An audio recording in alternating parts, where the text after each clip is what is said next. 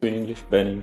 And I know you've been coming here to Melbourne for a long time for this tournament, more than 20 years, and I'm just curious sort of what you make of the evolution of this place and the vibes of this tournament. There's been a lot of talk about they're smashing attendance records constantly, and there's also complaints on the other side that it's gotten overcrowded and it's hard to get into courts, and things have gotten maybe too corporate or too commercial on certain different sides of this tournament. So I'm wondering from your perspective as a veteran of this place who's seen the years go by here and just lots of different tennis angles, like what you make of that sort of push-pull between excitement over growing and the idea that something's being lost by maybe being overstuffed or getting too crowded, too corporate, too commercial, too sort of profit-centric at times. Having too much crowd on this or any other tennis tournament is a very good problem to have. I think there are much worse problems to have. So I think every tournament wants record-breaking attendance and ticket sales, and that's what I've been hearing actually this year and the last couple of years for most of the slams and tournaments. So I mean it's a good sign. I mean obviously we want more attention, more people coming and wanting to watch the tennis live and follow it and live stream, etc.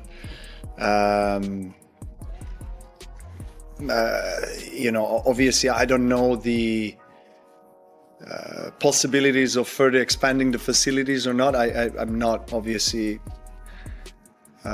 familiar with that dynamic, but I like what I have seen as evolution of this tournament. I like when the tournament is nurturing a mindset of always wanting to improve and get better in terms of facility, providing better conditions for players to practice, play, recover, and that's what I've been seeing. I mean, first time I came over to Australia, for the juniors, 2003, I think, or something like that, 2005 for the professional. Picture this for a moment. What if I told you that achieving everything you've ever dreamed of could become your worst nightmare? That reaching the top might trap you in ways you never saw coming? Well, get ready, because what's about to unfold isn't some dramatic headline designed to grab clicks. This is raw truth, straight from someone who's lived it all. Novak Djokovic just opened up about something that's been brewing beneath the surface in Melbourne, and his confession about the madness surrounding rising Filipino sensation Alex Eala is about to flip everything you thought you knew about professional tennis on its head. So here's the big question we need to ask ourselves. Are we looking at a complete organizational meltdown, or is this actually what happens when a sport reaches new heights? And here's the kicker that nobody saw coming. Why does the Serbian champion think that this overwhelming chaos might actually be the greatest gift tennis has ever received? Event, and I remember we were using the Gym B, as it was called, which was across the road. I forgot what the name of that AFL club is, Essendon, maybe, Essendon, something like that. Sorry? Collingwood, sorry, my bad. I know there's a big rivalry, so I apologize. So they were allowing the Australian Open to use their facilities and the bigger gym, ice baths and everything. And then obviously there was an expansion of the facilities with the National Tennis Center, with indoor courts, more practice courts, better recovery, more locker rooms, better facilities for the player dining. So all positive signs, to be honest. I think Australia has always been one of the best in that. So I don't see any negatives there. And now it's really about how do you find balance and how do you manage the amount of people that is entering the premises, and whether I saw the other day with Alex Eala, that's been a talk, and which is understandable. There's some players coming from respective countries, like she's coming from Philippines, which is now a big deal. She's been the biggest ever tennis player from that country, which is a big country, and there's big interest. So things like that happen. I mean, it's you could argue that it was maybe a poor schedule, and maybe they could schedule him on a bigger court. Yes, but again, she's so young and she's just coming through. So And obviously the first couple rounds, the schedule is so packed, the big courts with big names, it's difficult. It's not easy to manage that, but again, it's a good problem to have, to be honest. Let's just imagine if there's a lack of people coming, or that stands are empty. That's a bigger problem. I mean.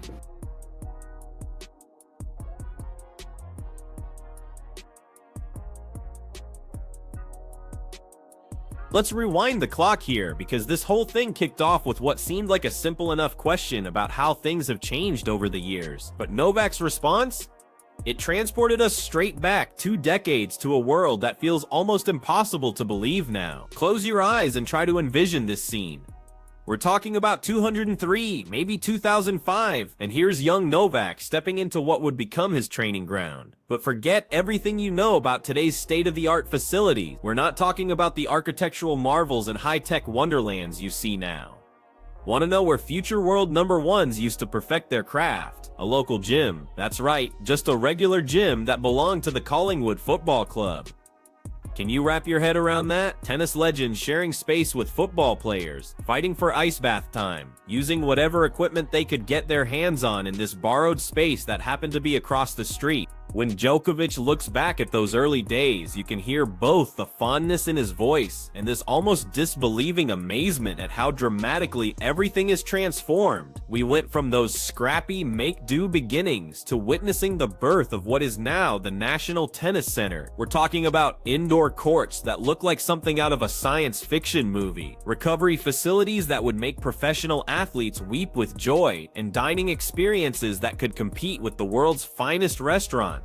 Australia didn't just decide to upgrade their tennis facilities, they systematically constructed what can only be described as a sporting dynasty. But here's where things get complicated, because every empire that grows this fast eventually faces the same problem. The crowds came flooding in, and suddenly everyone's asking the same uncomfortable question. Has this incredible growth actually created a monster that's starting to consume itself? The grumbling is getting louder every year. Fans are voicing their frustration about how nearly impossible it's become to secure decent seats, about crowds that feel more like stampedes than sporting audiences. The complaints keep piling up about overcrowded venues and experiences that feel more like survival challenges than entertainment. But when Novak addressed this head-on, his response cut through all the noise like a perfectly placed winner down the line. His words were crystal clear and completely unapologetic. This overcrowding situation? It's absolutely a problem, he admitted without hesitation. But then came the twist that nobody anticipated.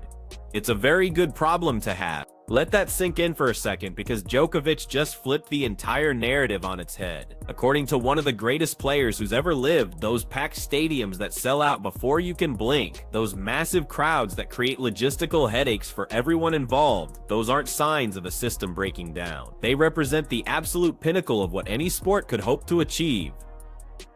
Now flip the script and imagine the alternative scenario for just a moment. Picture walking into those same venues and finding row after row of empty seats stretching out before you. Imagine the sound of your footsteps echoing in spaces designed for thousands but occupied by dozens. That deathly quiet where cheers should be thundering. According to Novak, that empty stadium scenario represents the real crisis that should keep everyone in tennis awake at night, not the inconvenience of long lines or crowded walkways. The conversation took an even more intense turn when Alex Eala's name entered the discussion, and suddenly we weren't just talking about general crowds anymore. We were diving into something much bigger and more explosive. The Filipino sensation has become the golden hope of an entire nation, and when she steps onto a court, she's not just carrying her own dreams, she's carrying the hopes of millions. What unfolded around her matches wasn't just some minor scheduling hiccup that could be easily fixed. This was a full-scale eruption of passion and support that caught everyone completely off guard. Djokovic, speaking from years of experience dealing with massive expectations and intense pressure, didn't try to sugarcoat what happened. He looked the situation straight in the eye and acknowledged what others were hesitant to admit. The scheduling could have been handled better, he said, without trying to dodge responsibility. They made the decision to place someone who represents the dreams of an entire nation on one of the smaller courts, and the result was predictable chaos. Try to visualize what actually went down in those moments. Thousands upon thousands of people trying to squeeze into a space designed for a fraction of that number. An entire country's worth of passion and pride focused on supporting their champion. Tournament organizers scrambling to figure out how to manage a situation that spiraled beyond anyone's wildest projections. But here's where Djokovic's perspective becomes truly fascinating, because he's not looking at this chaos and seeing failure. When he observes the madness surrounding Alex Eala's matches, he sees something completely different and infinitely more valuable. He sees the living, breathing proof that tennis still has the power to capture hearts and ignite passions on a scale that transcends sport. She's representing the Philippines, he explained, and we're talking about a massive nation that's been hungry for this kind of global tennis success for generations. The fact that she's achieved something unprecedented in their tennis history means that every time she plays, she's carrying weight that most players never experience. This overwhelming response from Filipino fans, this chaos that created logistical nightmares and scheduling headaches,